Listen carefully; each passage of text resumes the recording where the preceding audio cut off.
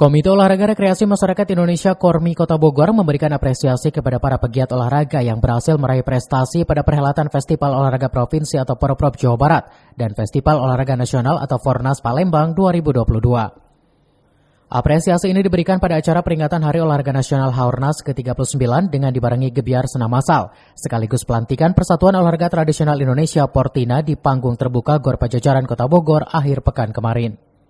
Ketua Umum Kormi Kota Bogor Zainul Mutakin sangat bangga kepada para pegiat keolahragaan di bawah naungan Kormi yang berhasil membawa Kormi Kota Bogor di peringkat 3 besar di ajang Porprov beberapa waktu lalu.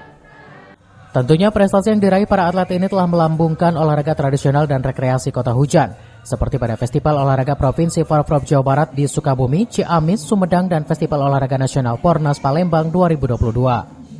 Selain memberikan kadedeh kepada para penggiat prestasi olahraga, rangkaian Haornas ini juga dimeriahkan senam massal yang melibatkan ribuan peserta dari cabang olahraga di bawah naungan Kormi Kota Bogor.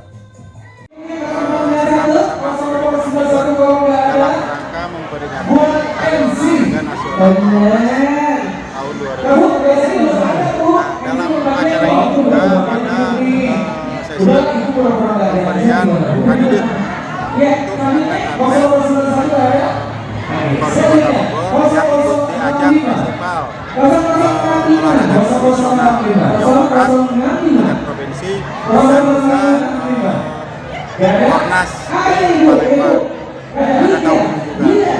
Jadi kami Kormi Kota Bogor memberikan apresiasi dan penghargaan kadedeh bagi atlet-atlet yang karena Jawa Barat sudah dan berhasil masuk ke Jawa Barat. Ini sebuah prestasi yang belum pernah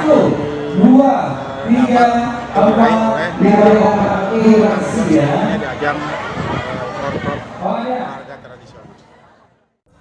Dari Tanah Sareal, Kota Bogor, Cevi Suryadi melaporkan.